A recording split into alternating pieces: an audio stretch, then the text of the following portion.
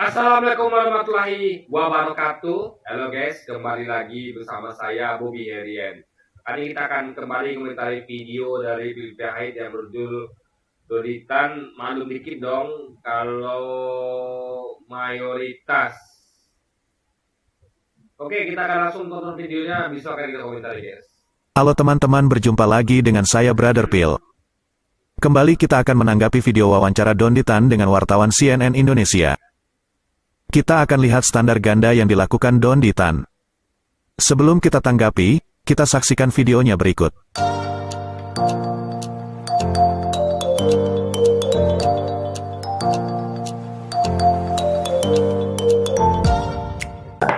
Kenapa kita juga melakukan hal seperti ini pada zaman sekarang? Karena di Indonesia ini sudah ada aturan penyebaran agama. Ya. SKB 2 Menteri nomor 1 tahun 79 diatur bagaimana aturan untuk pensiaran agama. Di bab 4 diatur nggak boleh door to door, nggak boleh bagi-bagi pamflet, brosur, nggak boleh bagi-bagi sembako, ya. Itu hal-hal sudah dilarang dan ada sanksinya. Tetapi masih banyak yang melakukan di lapangan.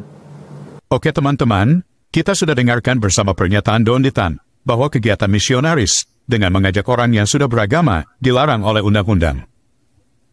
Tetapi menariknya, Doditan tidak ngaca, atau lupa ngaca, atau tidak ada kaca. Padahal dalam agamanya sendiri memerintahkan untuk berdakwah. Apakah dakwahnya terbatas pada yang tidak beragama? Tentu saja tidak. Yang harus didakwai adalah semua orang. Seperti yang dikatakan sendiri oleh Doditan berikut.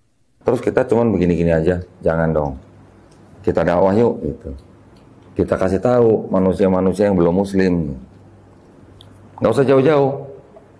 Keluarga kita, keluarga inti, teman-teman kita, saudara kita, baru orang umum. Kenapa kita harus berdakwah kepada mereka? Kita sebagai manusia ciptaan Allah SWT, yang kita selalu sebut Maha Pengasih dan Maha Penyayang, kita ikut andil gitu dalam mewujudkan Maha Pengasih dan Maha Penyayangnya Allah SWT. Allah SWT sudah Maha Pengasih. Pengasih kepada siapa? Kepada semua manusia. Semua manusia adalah ciptaannya, ya kan? Kita sudah dengarkan bersama bagaimana Doditan mengatakan kita kasih tahu manusia-manusia yang belum muslim. Siapa manusia-manusia yang belum muslim? Tentu saja orang-orang agama lain dan orang yang tidak beragama. Saya mau terangkan dulu ya. Gini. Ada bedanya kita akan tahu bahwa dakwah ya. Dakwah itu adalah sesuatu yang semacam memberikan informasi. Dakwah itu kan mengajak untuk orang itu mengikuti kebenaran sehingga diberikan informasi itu. Nah, cuman tidak ada pemaksaan, ya. Tidak ada pemaksaan baik secara kasar maupun halus, nggak ada. Ya, betul-betul hanya mengajak. Kalau mau oke, enggak juga nggak apa-apa gitu kan. Jadi dan ingat ya, suatu peraturan ya yang dibuat manusia itu tidak lebih tinggi alias pasti rendah dibandingkan yang dibuat oleh Tuhan. Nah, Tuhan itu adalah entitas yang lebih dari segalanya. Dia adalah yang satu-satunya dan dia itu yang paling tinggi. Sehingga apapun peraturan dibuat manusia, termasuk Indonesia, itu lebih rendah dari aturan Tuhan. Nah, ketika Tuhan sudah memerintahkan untuk mendakwahkan agamanya, manusia harus tunduk. Jadi iman kita harus pandai-pandai. Karena ada aturan yang mana membatasi itu. Aturan buatan manusia. Nah, kita kan berusaha untuk agar tidak melanggar aturan Tuhan dan juga tidak melanggar aturan manusia, ya, kecuali kalau aturan manusia itu sudah menyalahi aturan agama. Jadi kita tetap mendakwakan Islam, tapi dengan cara yang elegan gitu. Itu tidak memaksakan. Betul-betul hanya memberikan informasi. Jadi itu semacam kita tidak boleh membenturkan antara aturan Tuhan dengan aturan manusia. Itu tergantung kita menyikapinya. Gitu. Jangan gara-gara aturan manusia, lalu kita tuh meninggalkan aturan Tuhan. Itu yang salah besar. Nah, bedanya, ya, Islam itu berdakwah, mengajak, tidak door to door. Ngerti nggak? Ya, ini konsepnya itu beda. Mengajaknya itu, ya, mengajak orang kayak saya nih. Saya mengajak orang untuk berislam, masuk Islam dengan tidak pemaksaan, dengan cara pemaksaan secara halus maupun kasar tidak. Saya mengajak orang masuk Islam dengan memberikan informasi tentang kebenaran Islam dan kesalahan Kristen, gitu kan. Jadi saya kasih informasi di channel YouTube saya dan ini saya dalam rangka berdakwah. Cuma tidak door to door. Saya tidak mendatangi orang-orang, tidak seperti para misionaris, ya, yang mengajaknya itu dengan cara ya sedikit dengan cara licik lah gitu guys, datang door to door, ya kan, bawa brosur. Saya tidak bawa brosur, saya hanya speech di YouTube, di medsos gitu kan. Kalau mereka tidak, memang mendatangi langsung door to door ke rumah-rumah penduduk yang Islam, karena anak sekolah Muslim, tukang parkir, ibu-ibu yang jualan di pasar, ibu-ibu yang di rumah, ya kan? Jadi itu bedanya guys. Kita mengajaknya di tempat umum. Jadi siapa saja ya bisa nonton, bisa tidak. Kalau dia suka, tertarik nonton dakwah saya misalnya atau dakwah ustaz lainnya. Tapi nggak tertarik ya tinggalkan. Tidak didatangi gitu guys. Tidak kita tuh datang tok gitu kan. Saya mau menyampaikan tentang tentang Yesus misalnya, enggak begitu, enggak. Itu bedanya yang tidak dipahami oleh Pil Pahit. Dia kira satu sama, door to door. Kita berdakwah kepada non Muslim dengan cara yang baik, ya. Jadi kita itu tidak pernah melanggar SKB 2 Menteri, karena yang dimaksud SKB 2 Menteri itu adalah datangi langsung orangnya gitu, ya. Kalau di medsos nggak apa-apa, karena orang tuh punya pilihan. Masa tuh seperti kayak ada bayangkan ya, ada orang yang ya contoh kayak ada orang yang dia tuh sakit lah misalnya, atau dia tuh alergi udang misalnya, atau alergi apa gitu kan. Nah, kita jualan udang itu di pasar, jadi orang itu datang bisa pilih. Kalau dia nggak suka udang, dia tidak datangi pedagang udang. Tapi kalau ini Kristen ini adalah pedagang udang yang datang ke rumah orang yang alergi udang. Itu masalahnya. Udah tahu orang ini alergi udang, datang juga ke situ. Itu masalahnya guys, yang harus dipahami kan. Tujuannya agar menjadi rahmatan lil alamin. Jika Donditan menjalankan perintah agamanya, dia juga akan sama seperti para misionaris Kristen. Jadi yang datang itu justru orang-orang Kristen ke tempatnya Donditan. Jadi kalau lihat banyak podcast yang di Donditan itu adalah yang datang tuh orang Kristennya. Jadi kemauan dari keinginan dari orang Kristen, bukan Donditan yang mendatangi mereka. Dan orang-orang ini sebenarnya adalah orang-orang yang sudah tidak yakin dengan agamanya, gitu. Kalau yakin dengan agamanya, dia akan mendebat keras, orang-orang ini akan mendebat keras Donditan. Tapi fakta tidak. Mereka itu dengan mudah meyakini apa yang Donditan sampaikan. Itu artinya mereka memang sudah tidak percaya dengan agamanya, dan memang sudah percaya dengan Islam, gitu guys. Ya, cuma tinggal butuh sedikit pemicu saja sehingga mereka itu betul-betul meninggalkan agamanya dan masuk Islam. Itu poinnya. Pertanyaan kita adalah, lalu apa bedanya? Apakah hukum negara kita tidak berlaku bagi Donditan dan hanya berlaku bagi Kristen? Tentu saja hukum itu berlaku kepada semua warga negara Indonesia. Ya, masalahnya tidak paham. Dakwah mengajaknya bagaimana gitu. Kalau misionaris ini meniru Donditan, tidak masalah. Ada orang Islam yang tidak percaya dengan agamanya, yang sudah nggak percaya datang ke tempat orang Kristen, itu nggak apa-apa, silakan Anda sampaikan agama Anda gitu kan.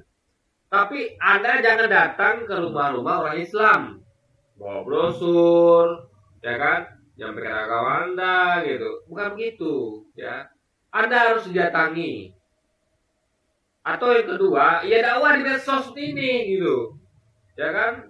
Kayak gini ini nggak apa-apa gitu, tapi tetap dengan narasi yang tidak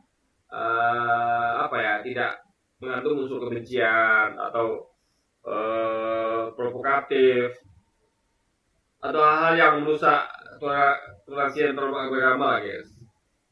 Kita nonton nggak video ada ya misionaris bule teriak-teriak di lapangan parkir PGC Mall atau pernah di Tanah Abang. Di lapangan parkir panas siang bolong gitu, teriak-teriak mengajak orang bertobat untuk masuk agama dia. Oh, pelanggaran itu jelas. Itu udah pelanggaran di tempat umum itu ya. Ada yang menerjemahkan. Nanti ada lagi di kota lain begitu. Itu baru salah satu bentuk. Nanti ada lagi yang ketok-ketok pintu door to door. Ya. Selamat siang, selamat sore, selamat malam. Kami ingin memberikan atau menawarkan kabar baik, berita keselamatan, brosur, ngajak ngobrol, ujung-ujungnya mengajak mereka untuk masuk agama mereka. Itu nggak boleh. Itu nggak boleh. Tadi Don dikatakan bahwa mengajak orang yang sudah beragama melanggar hukum. Lalu target dakwah Islam kemana? Apakah bukan ke orang di luar Islam? Mari kita tanya Don Tan sendiri aja. Siapa saja yang diajak masuk Islam? Setelah ini kan sudah menjadi Muslim, kita dakwah sama-sama. Insya Allah. Kita ajak Itu PR kita ajak ya siapa saja yang mendengar dakwah kita, baik itu yang Muslim maupun yang non Muslim, untuk kembali ke Islam. Nah, kita ajak siapa saja yang mendengar dakwah kita. Artinya mereka dakwahnya itu di medsos. Karena dakwah di medsos itu bisa dengar siapa saja. Ngerti nggak? Bukan door to door, bukan teriak-teriak di tempat parkir, bukan guys. Makanya Pilpres ini nggak cerdas dia gitu kan. Jadi dakwah itu boleh asal tidak memaksa, aturannya jelas, yaitu dakwah itu di medsos, ya. Di medsos. Atau kalau Anda mau dakwah tempat umum silakan, tapi tidak dengan cara Anda itu seperti orang jualan gitu, kayak jualan obat. Ada obat bagus, datang semuanya, nggak gitu. Tapi Anda diam, stick satu tempat, menunggu orang tertarik datang. Anda tidak mengajak orang, ayo bu sini, enggak gitu. Enggak. Jadi Anda tuh stay satu tempat dan Anda tuh tidak mendatangi orang datangi Anda gitu. Ngerti nggak? Kalau misalnya itu offset, mereka datangi orang. Mereka jemput bola. Dalam Islam dakwahnya adalah ya orang yang datang ke kita gitu. Ya, kecuali zaman Nabi. Zaman Nabi, iya Nabi datangi orang. Kalau tidak karena waktu itu agama itu belum ada yang nganut gitu. Ngerti nggak? Jadi Nabi itu datangi orang. Nah, jadi setelah Nabi tidak ada, ya orang datangi kita, bukan kita lagi. Karena tugas datangi orang itu adalah tugas Nabi. Kita tuh hanya menunggu didatangi. Karena maka itu dibuat atau seperti itu agar tidak mengganggu keterangan dari umat beragama, guys.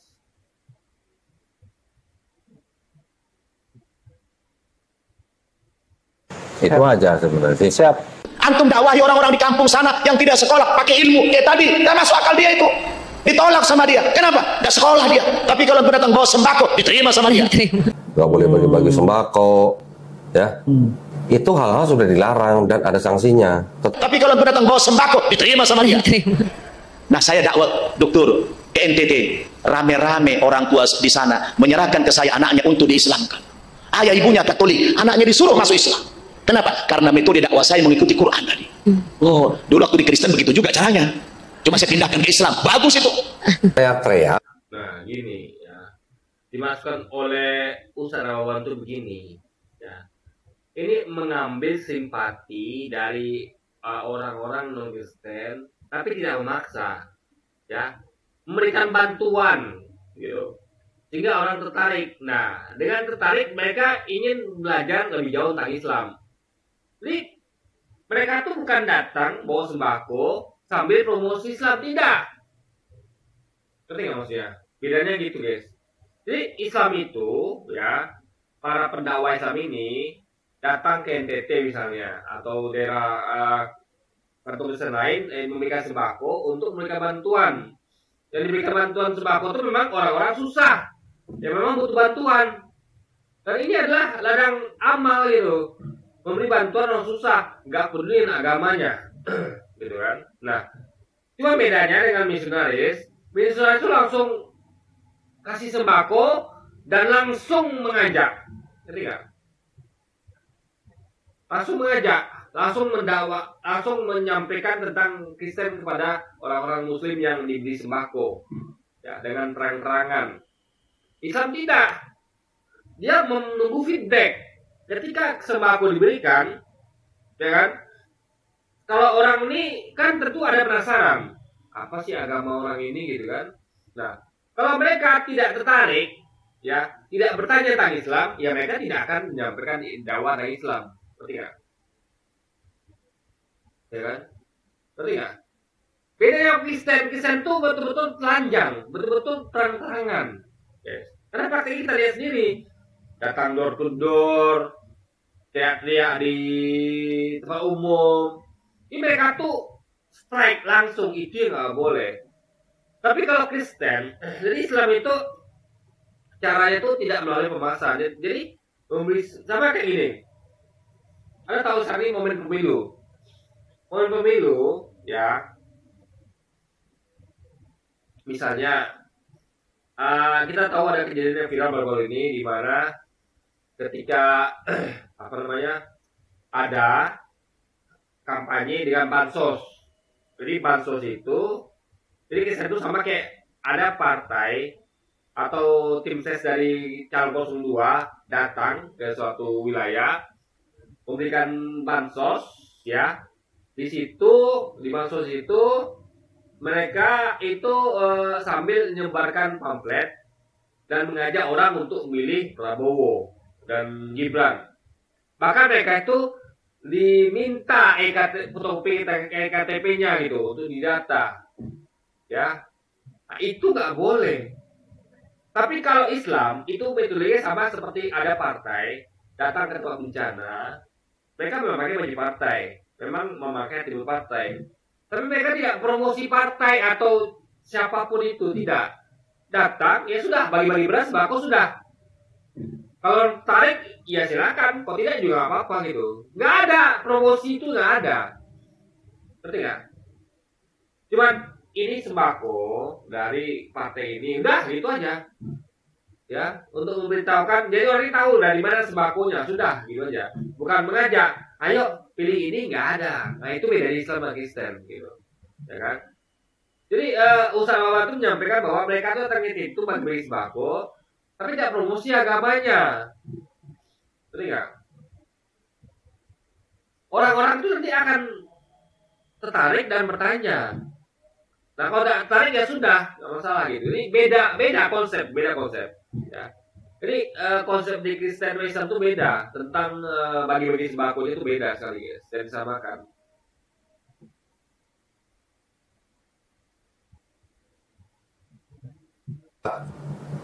Mengajak orang bertobat untuk masuk agama dia. Oh, pelanggaran itu jelas. Itu udah pelanggaran di tempat umum itu, ya.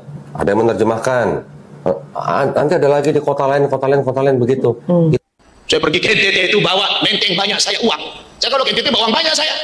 Karena saya suka nolong orang-orang di sana. Oh, enggak ada air, saya bangunkan dia sarana air. Oh, Islam begitu ya? Iya.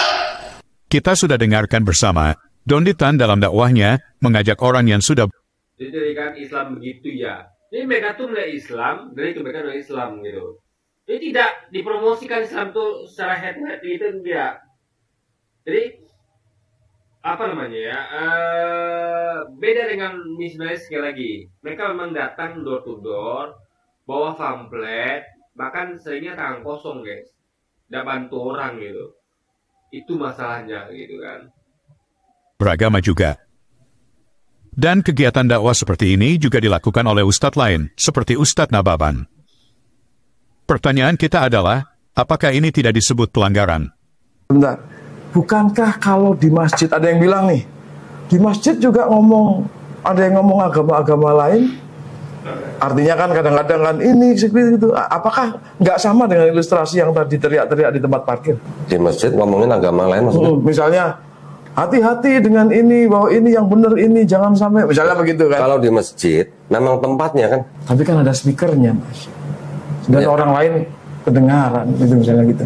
Ya, Ini kritik ya, ada kritik ya, macam itu ya. itu kan karena kita di sini tempat mayoritas. Oh, oke. Ya, maklum dikit dong kalau mayoritas. Kita baru saksikan pertanyaan yang tidak diduga oleh Don Ditan. Ketika standar yang sama terjadi pada umat. Nah, ini bedanya ya. Masjid itu dibangun ya. Kalau di tempat mayoritas itu pakai speaker. Kalau di tempat minoritas itu banyak pembungkaman speaker kan, kayak di Papua itu kan tidak boleh pakai speaker. Nah, jadi dan di tempat luar negeri juga begitu. Jadi maksudnya gini guys ya, untuk siapa itu diperdengarkan, ngerti nggak? Contoh, misalnya kayak di sekolah itu kan ada tuh pelajaran agama. Saya dulu sering tuh di sekolah itu, misalnya pendidikan waktu pelajaran agama Islam atau agama Kristen. Nah itu ketika pelajaran agama Islam, ya kan, itu ketika disampaikan, itu murid-murid yang Kristen atau non Muslim itu boleh milih mau tetap di kelas atau keluar dari kelas, gitu. Ada pilihan.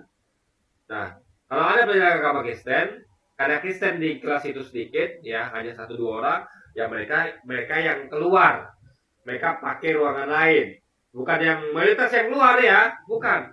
Tapi yang Kristen ini keluar, pindah ke ruangan lain yang memang tidak yang memang tidak dipakai kelas, sehingga tidak perlu ada yang banyak yang keluar, yang sedikit yang keluar, itu demi efisiensi juga gitu. Nah, jadi maksudnya adalah itu ada suatu pertimbangan yang logis dan masuk akal gitu, dan efisien dan toleran. Jadi yang bayangkan ya, yang masalah itu adalah masjid di tempat pilihnya orang-orang Muslim atau Kristen tiba-tiba mendakwakan seperti itu pakai speaker, itu masalah ya.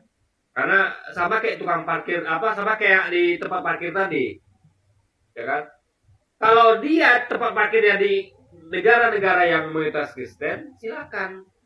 Misalnya di Amerika, Australia, silakan. Teriak, ngajak orang tobat masuk Kristen, silakan. Itu yang dengar tuh rata-rata Kristen. Tapi kalau di Indonesia ini kan rata-rata Muslim, ada begitu. Bagaimana coba? Kita saja yang Muslim nggak boleh begitu, ya kan? Ada dilarang juga Anda. Padahal kita mayoritas harusnya boleh, tapi kita tidak boleh. Nah, Anda yang justru minoritas yang pastinya mengganggu malah melakukan itu masalahnya guys, ya kan? Jadi harus dibedakan. Jadi maksudnya adalah mayoritas itu adalah suatu hal yang kayak kita sedang maksudnya ya. Coba Anda bayangkan ya, ada kita contoh kayak di Indonesia. Di Indonesia itu ketika ada TV itu kan menyiarkan kajian agama Islam, ya, itu orang itu akan lebih banyak yang menonton. Kenapa? Karena memang mayoritas Muslim akan berguna sekali itu, manfaatnya ke banyak orang, lebih banyak orang, gitu. Ketika ada kajian tentang Islam di TV. Tapi coba ketika ada kajian non-Islam, misalnya kajian agama Kristen, itu yang nonton itu kan terganggu. Banyak yang lebih terganggu gitu, dibandingkan yang nggak terganggu. Karena rata Muslim gitu. Jadi tontonan agama Kristen dan Islam di TV di Indonesia, itu akan beda efeknya. Ya, ngerti nggak? Jadi ketika ditayangkan tontonan agama Islam, itu akan terganggu, ya. Jadi yang nggak pengen nonton ya, itu sedikit. Ubah channel tuh, jadi orang yang menekan pindah channel itu sedikit, ya. Karena mungkin mereka akan terganggu. Ini kok saya Kristen tapi kok tayangannya agama Islam gitu kan? Nah, dia akan pindah channel, pindah TV gitu kan. Tapi kalau Anda bayangkan ya, TV di Indonesia menjelaskan tentang agama Kristen, itu kan banyak yang terganggu. Karena saya Muslim kok nonton agama Kristen, tentu terganggu, ya kan? Nggak sefrekuensi lah. Tentu akan lebih banyak orang yang pindah channel. Ya, jadi nanti nggak efek mengganggunya itu, guys. Kita harus lihat kalau bisa kan diminimalkan. Itu loh logika berikutnya. Islam. Dengan tidak malunya, Don Ditan menjawab, kalau mayoritas dimaklumin. Ini yang membuat saya bingung. Tadi dia bicara soal hukum, tapi di saat tindakan yang sama dilakukan kelompoknya, dia sembunyi di belakang mayoritas. Pertanyaan kita adalah, apakah negara ini negara hukum atau negara mayoritas?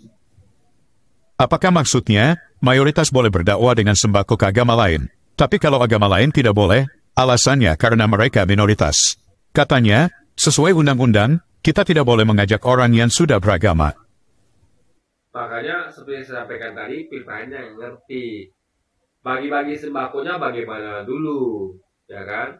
Dakwanya tuh bagaimana dulu. Itu yang perlu dipahami, gitu loh. Ya kan?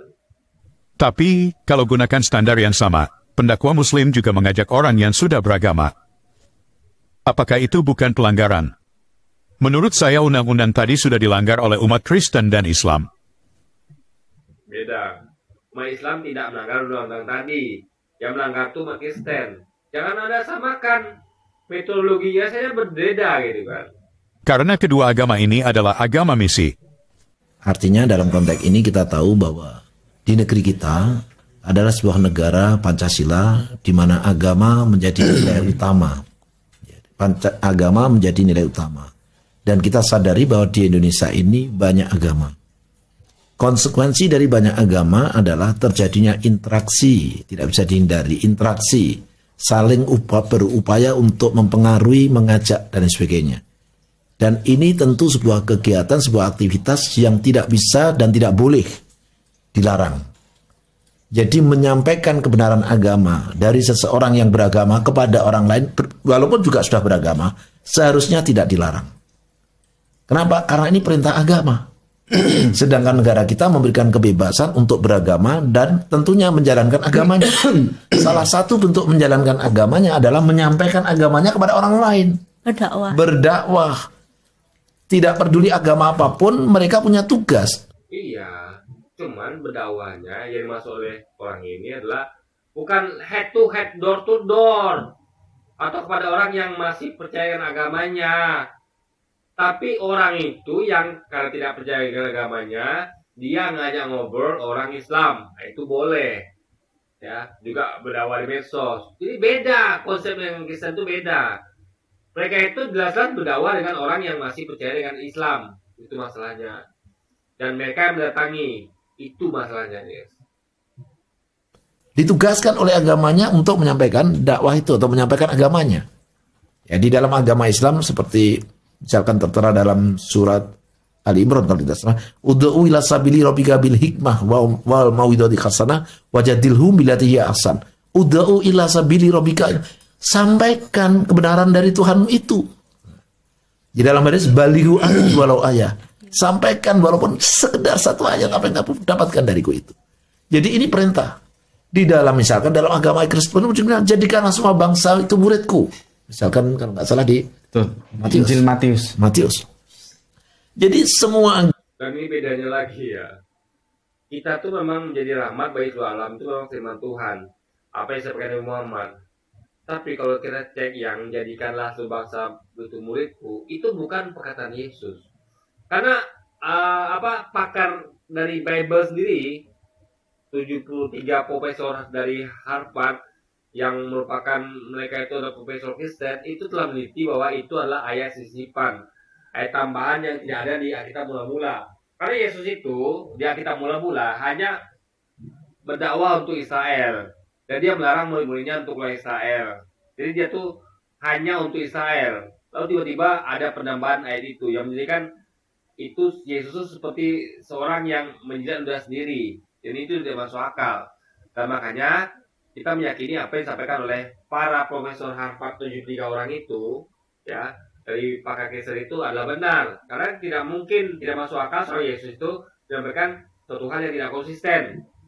Dia mengatakan di awal itu hanya untuk Israel, itu saja untuk Israel, dan melarang muridnya untuk keluar dari Israel, berdakwah hanya untuk Israel. Tiba-tiba dia katakan bahwa bagian seluruh bangsa jadikan mereka semua muridku. Makanya ini kita yakini penelitian itu benar, bahwa itu adalah ayat tambahan sisipan yang tidak diucapkan oleh Yesus, gitu. Agama itu mengajarkan, memerintahkan pada masyarakat pemeluknya untuk menyampaikan agamanya atau menyebarluaskan agamanya. Oleh karena itu di sebuah negara yang Pancasila ini, maka seyogianya dan semestinya, selayaknya yang namanya saling menyampaikan kebenaran, hal yang harus diberi ruang untuk kebebasan. Karena jika tidak, berarti tidak bisa menjalankan perintah agamanya dong. Nah, berangkat dari sini maka, kan gitu ya, berangkat dari sini maka seharusnya yang harus dimunculkan adalah bagaimana agar dalam menyampaikan saling ajaan tadi, ya, itu lalu ada semacam katakanlah kode etik normatif untuk mengaturnya agar dalam menyampaikan tadi tidak menimbulkan sesuatu yang tidak kita harapkan. Tetapi jangan sampai melarang menyampaikannya. Nah itu kaidahnya itu. Anda ngomongin medsos ke saya ini, atau Anda itu hanya ngomong ke saya. Saya hanya menyampaikan Islam kepada orang yang memang tertarik. Misalnya ada orang yang mau debat dengan saya, gitu. Dia mancing-mancing saya itu kan. Bob, agamamu begini ya. Nah itu saya akan ajak berdebat gitu guys. Karena dia yang tertarik gitu. Dia mulai gitu. Ngerti gak? Jadi bukan saya mau mulai dan bukan saya yang mendatangi. Mereka datang kepada saya. Itu boleh guys. Itu betul. Jadi itu etikanya begitu, standar etikanya gitu kan. Bukan kayak para misionaris yang datang ke rumah-rumah mengajak orang masuk Kristen, bahkan brosur, nggak begitu. Oke teman-teman, demikian tanggapan kita terhadap pernyataan Dondit. Oke, jadi mungkin sekian dulu aja video kita kali ini dan sampai jumpa lagi di video-video selanjutnya. Wassalamualaikum warahmatullahi wabarakatuh guys.